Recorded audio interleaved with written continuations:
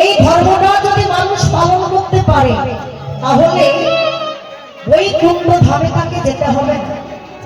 নরক আর বৈকুণ্ঠ খুঁজতে আমরা যাই, তাই না বাবা? নরক কোথায়, বৈকুণ্ঠ কোথায়? আর পশুর ধর্ম কার আছে না? এই প্রাকৃত জগতে অনেকের আছে, মানুষের মধ্যেই আছে, যারা সকাল থেকে রাত্রে স্বামীকে বলে রাখছে, হ্যাঁ গো কালকে সকালে কিন্তু এরকম আইটেম হবে, এত কিছু পদের রান্না হবে। সকাল হওয়া মাত্রই খাই খাই খাই খাই খাই খাই। তারা কি করছে বাবা? তারা পশুর ধর্মটাই পালন করছে, তাই না?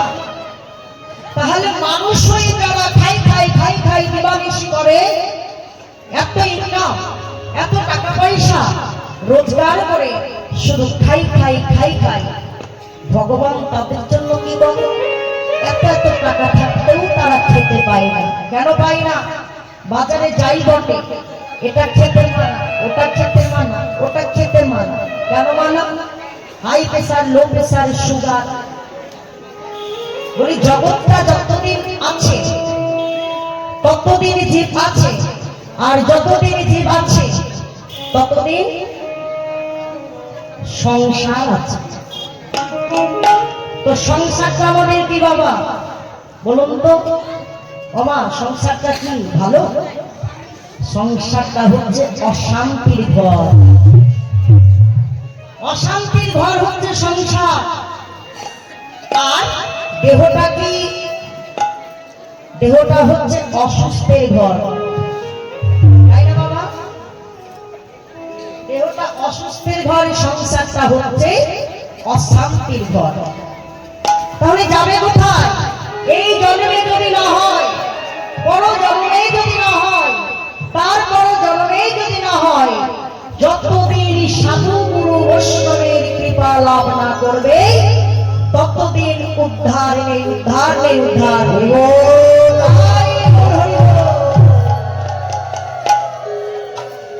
তাই কোথায় যাবে? বৈকুণ্ঠে। দূরে নেই। দেখুন ভোর 4টায় উঠে একটা বাড়িতে হচ্ছে না হরির নাম, খোল করো তালে বাজে। আর পাশের বাড়িতে কি হচ্ছে বাবা? ভোর 4টার সময় উঠে ঝগড়া ঝাঁটি অশান্তি। তাহলে যেই বাড়িতে হরির নাম হচ্ছে সেটা কি বলুন? বৈকুণ্ঠ ধাম। সেই বাড়িটা হচ্ছে বৈকুণ্ঠ ধাম। রাধে রাধে। আর যেই বাড়িতে হচ্ছে ঝগড়া সেটা কি? নরক ধাম। তাই বলছে এখানেই বৈকুণ্ঠ, এখানেই নরক, এখানেই স্বর্গ। দূরে যেতে হবে না, শুধু লাভ করো গুরুদেবের। আজকে রাধারানী কৃষ্ণ ধনকে হারিয়ে কাঁদিছে, আমরাও তো কৃষ্ণ ধনকে হারিয়ে কাঁদিছি, দিবানিশি কাঁদিছি বাবা। গুরুদেবের কৃপা লাভ করতে চেয়েও লাভ করতে পারছি না। স্থাবর বিনিশোতি নবলক্ষঞ্চ জলচরা ক্রিমিণাঙ্গরতরলক্ষঞ্চ দশলক্ষঞ্চ অন্তর্জা পশুরাঙ্গ ত্রিশলক্ষঞ্চ চতুর্লক্ষঞ্চ বাংলা ততহি মনুষ্যজাতা কুৎসিত আদি বিলক্ষকম। বৃক্ষাদি স্থাবর জমি রূপে কেটে গেল এই যে আমাদের মানব জন্ম। বৃক্ষাদি স্থাবর জমি রূপে কেটে গেল 20 লক্ষ জন্ম। ডিম্বাকৃত ডিম হয় আর ভেঙে যায়, সেই অবস্থায় কেটে গেল 10 লক্ষ জন্ম। জলাচর মাছ, কুমির, পোকামাকড় ইত্যাদি জলাচর রূপে কেটে গেল 9 লক্ষ জন্ম। পশু অতি কষ্টের জন্ম, সেই জন্মে কেটে গেল 30 লক্ষ জন্ম। মোট 80 লক্ষ জন্ম অতিবাহিত হবার পর তারপর কেটে গেল 4 লক্ষ জন্ম। বলছে 84 লক্ষ জন্ম। 4 লক্ষ জন্ম মিশে গেল বাবা। বাহ মোরা ততহি মনুষ্যজাতা কুৎসিত আদি বিলক্ষকম। বাহ মানে নর বাহ মানে সুন্দর, নট মানে মান। শাস্ত্রে বলছে তম পবিত্র সেবা কে ধন পবিত্র করো দান, মান পবিত্র হরি ভজন সে হতো ত্রিবিধ করলাম। তম মানে কি বাবা? এই যে আমরা যে কীর্তনীয়রা বলে থাকি সাধন ভজনে সাধন ভজন, এটা বলা যত সহজ করা তত সহজ নয়। তাহলে এখানে কবির মহারাজ কি বললেন? তম পবিত্র সেবা কি ধন পবিত্র করো দান, তম পবিত্র সেবা কি ধন পবিত্র করো দান।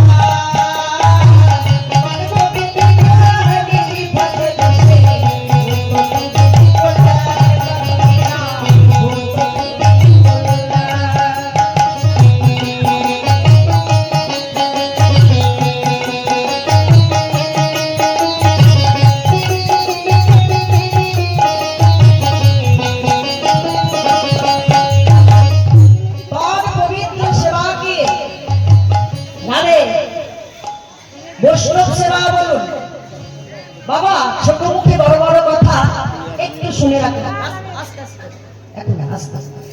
কি বললেন? আমরা বলে থাকি বৈষ্ণব সেবা দিলে সব থেকে পূর্ণ হয়, তাই না? দান করলে পূর্ণ হয়। এখানে শাস্ত্রে কি বললেন? অন্নদান হচ্ছে সর্বশ্রেষ্ঠ দান, কিন্তু সেটাও সর্বশ্রেষ্ঠ হলো কেন হলো না? অন্ন যদি দান করা হয় 4 ঘন্টার মামলা, 4 ঘন্টা পর আবার খেতে পাই না, তাহলে সেটা সর্বশ্রেষ্ঠ হলো না। অর্থদান বললেন সেটাও সেবা সঠিক নয়, তবে অর্থদান করলে পূর্ণ হয়। কেমন পূর্ণ হয়? কবির মহারাজ বললেন সর্বশ্রেষ্ঠ সেবা, সর্বশ্রেষ্ঠ দান কি, আর সর্বশ্রেষ্ঠ শান্তি কি। এই তিনটাই কিন্তু আমরা যদি পাই তবেই শান্তি, নচেত নয়।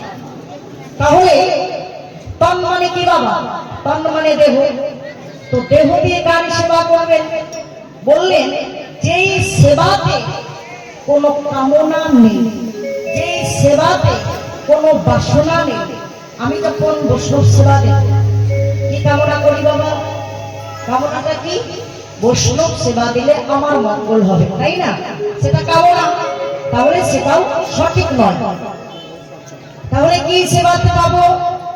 দেহটা যেই সেবাই সর্বকিছু সমর্পণ করে দেবে, সেবা করবে এবং তার মধ্যে কোনো কামনা থাকবে না, সেটাই হচ্ছে সর্বশ্রেষ্ঠ সেবা।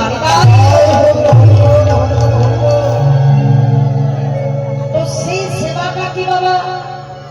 সেই সেবাটা কি?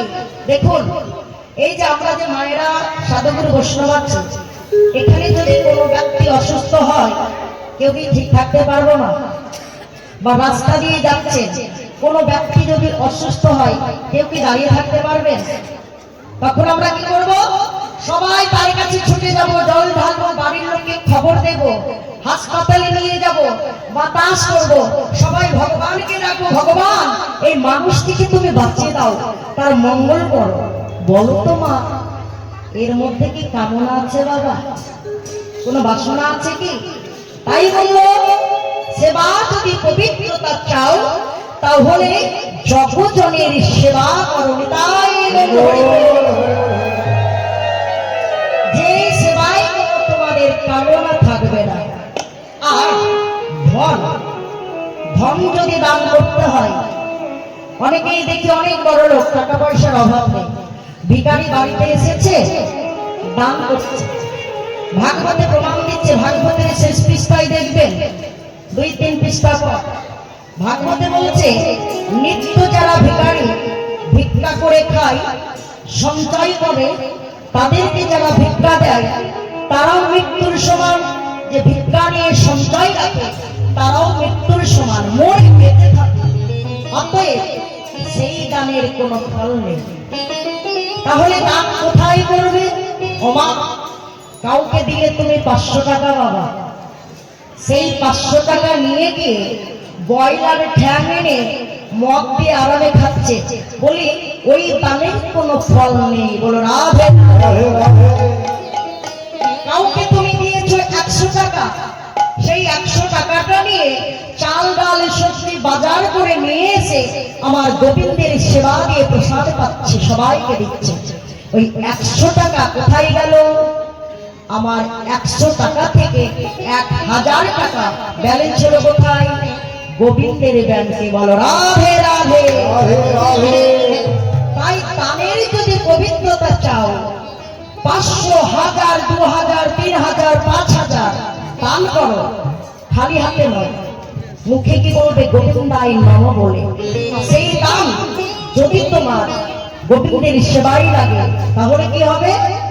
সেই দানের ফল তোমার জন্য রয়েই যাবে। এটাই গৌর হরি বল। আর দান যদি করতে হয়, অনাথ আশ্রমে করো, বৃদ্ধা আশ্রমে করো, তোমার দানের পবিত্রতা আছেই আছেই আছে। আর মনে তোমার সবসময় অশান্তি, শান্তি পাচ্ছ না, তাহলে কি করবে? হরিভজন করো। হরিভজন করলে কি হবে? শান্তি পাবে। জীবন में जिसका जीवन में मिला सती संग है